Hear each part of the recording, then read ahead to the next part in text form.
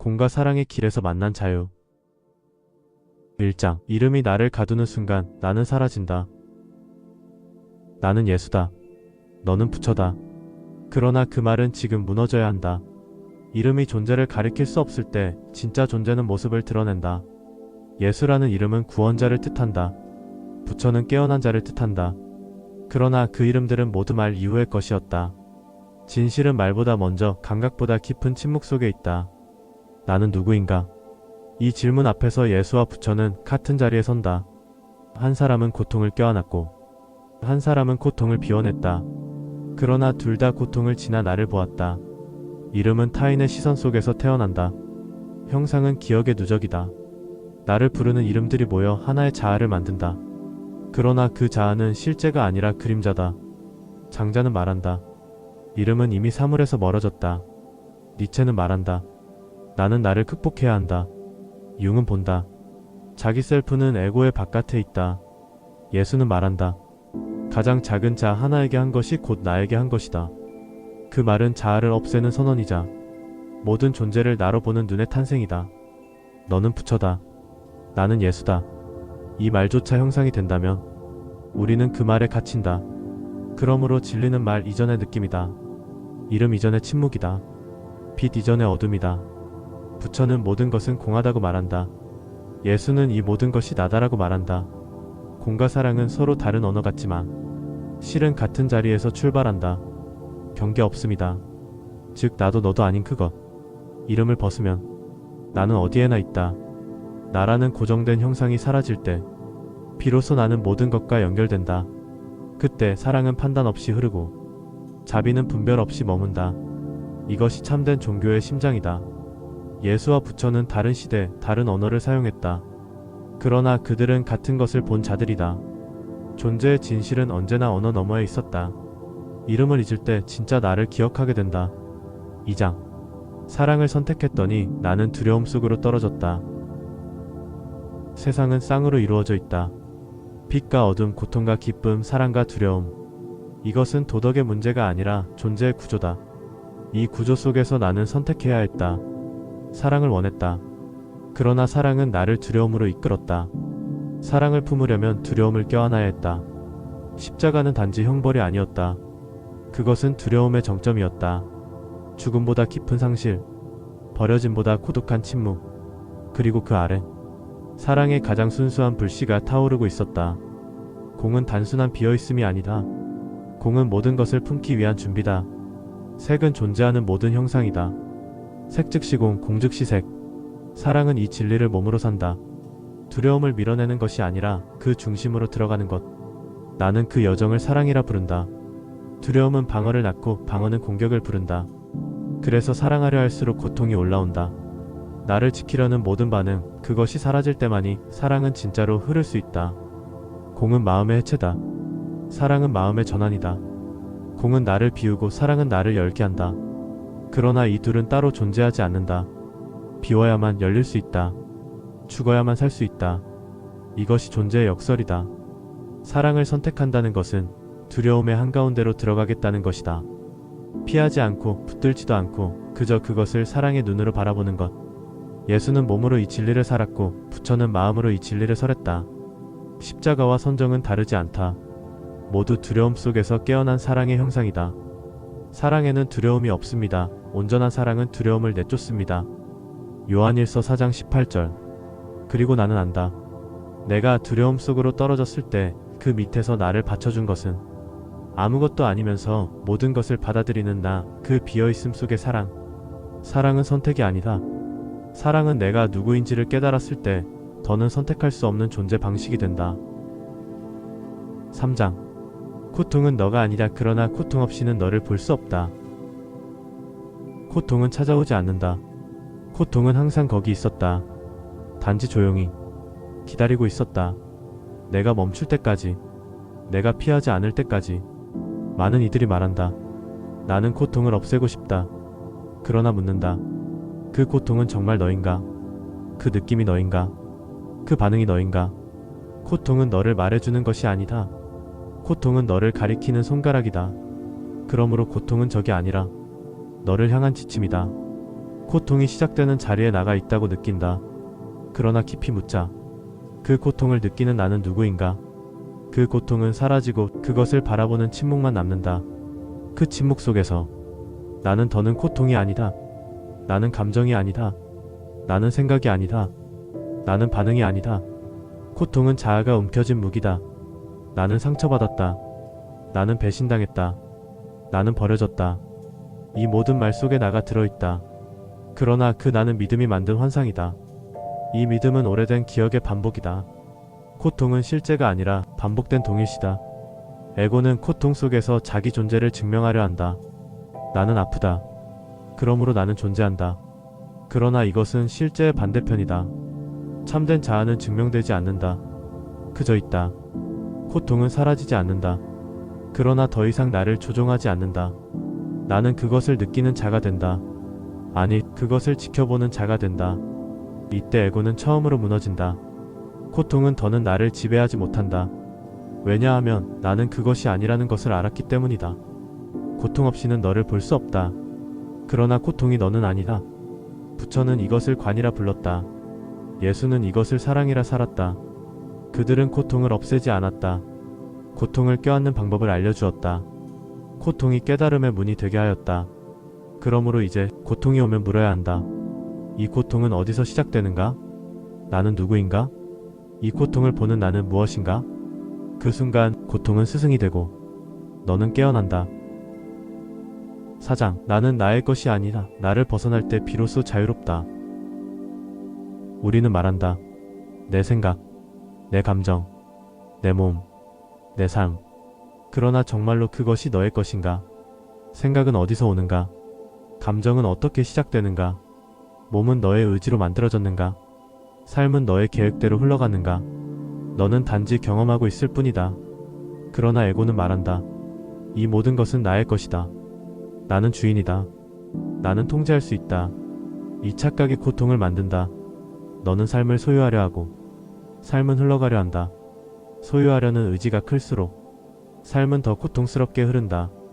내 것이라 믿는 그 모든 것들이 사라질까 두려워지고 빼앗길까 불안해지고 내가 무너질까 움켜쥔다. 그러나 진실은 나는 나의 것이 아니다. 나는 소유할 수 없는 흐름이다. 나는 살아있는 사건이다. 그저 잠시 머무르는 의식의 파동이다. 이 파동은 내 것이 아니며 내가 그것도 아니다. 나는 그 파동을 지켜보는 자다. 이 지켜보는 자는 아무것도 소유하지 않기에 무한히 자유롭다. 그 지켜보는 자는 욕망하지 않는다. 비교하지 않는다. 조급해하지 않는다. 그저 있다. 내가 나의 것이 아니라는 자각은 가장 큰 충격이자 가장 큰 해방이다. 에고는 말한다. 나는 이것이다. 그러나 의식은 말하지 않는다. 그저 빛난다. 그저 존재한다. 예수는 자신을 비워 모든 이의 고통 속으로 들어갔다. 부처는 집착을 놓아 고요의 중심으로 돌아갔다. 그들은 자기 자신을 자기 소유로 여기지 않았다. 그들은 삶을 흘러가는 진리로 보았다. 자유는 내 삶을 통제하는 것에서 오지 않는다. 자유는 삶이 나를 통과하도록 허락하는 것에서 온다. 나는 나의 것이 아니다. 그래서 나는 자유롭다. 5장. 세상은 공동의 꿈이다. 진짜 나를 잊을수록 나는 갇힌다. 세상은 실제가 아니다. 그러나 거짓도 아니다. 세상은 공동으로 꾼 하나의 꿈이다. 우리는 각자의 의식으로 하나의 꿈을 짓고 있다. 이 꿈을 가능하게 하는 것이 있다. 그것은 이름이다. 형상이다. 규칙이다. 역할이다. 그리고 나다.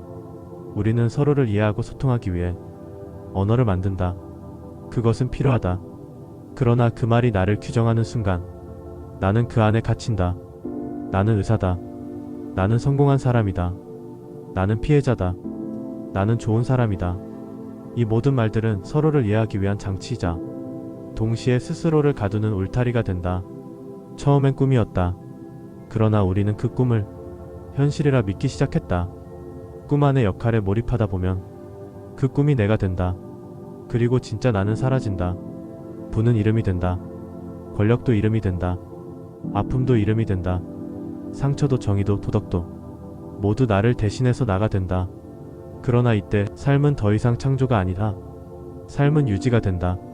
나라는 이미지를 지키기 위해 불안해지고 조급해지고 두려워진다. 진짜 나를 잊었기 때문이다. 진짜 나는 변하지 않는다. 그러나 그 진짜 나는 이름이 없다. 형상이 없다. 오직 있음으로만 존재한다. 세상이란 꿈속에서 진짜 나를 잊는 순간 나는 고통에 빠진다. 내가 아니었던 모든 것을 지키려 애쓰게 된다. 그러므로 이름이 흔들릴 때 기뻐하라. 이미지가 무너질 때 감사하라.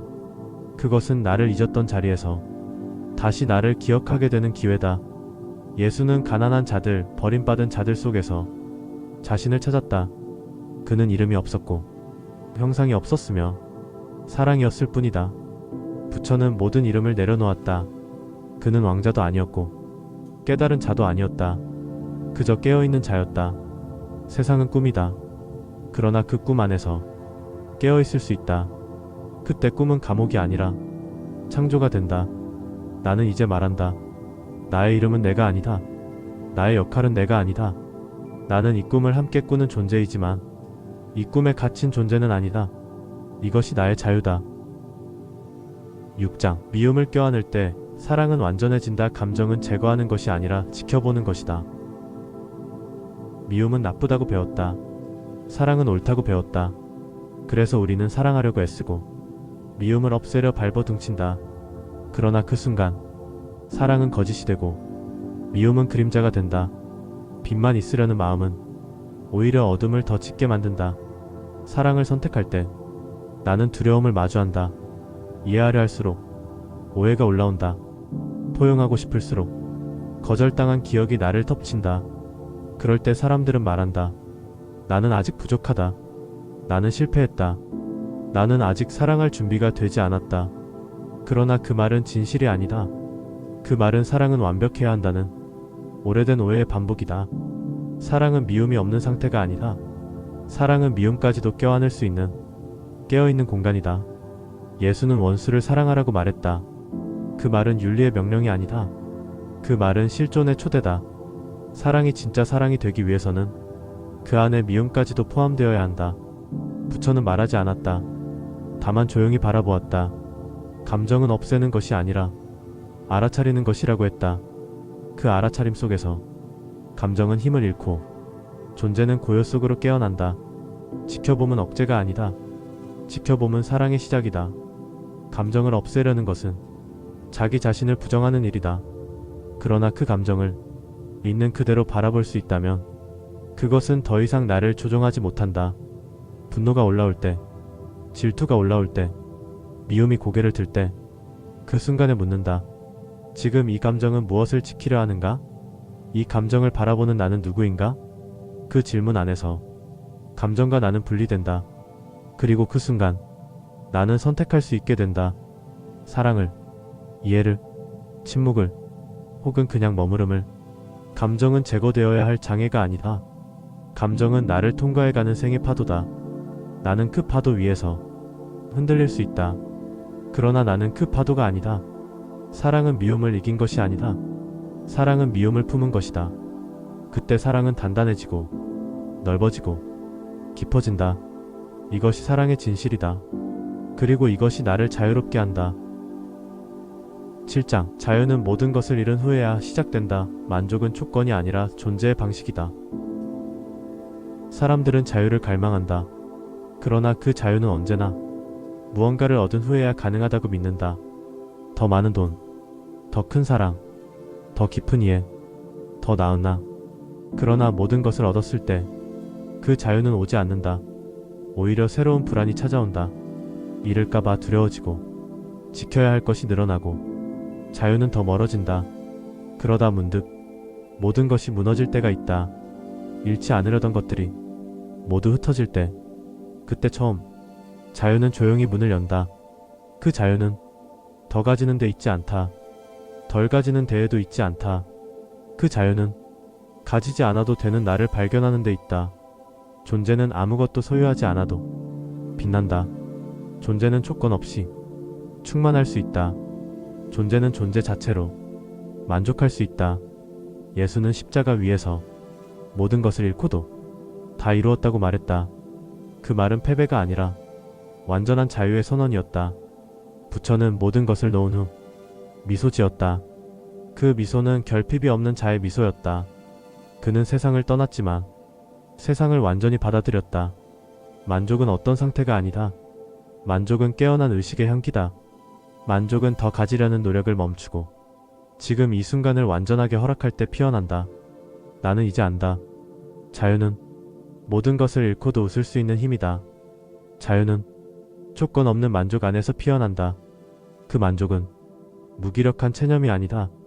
그 만족은 무한한 창조의 출발점이다. 왜냐하면 더 이상 증명할 필요가 없기 때문이다.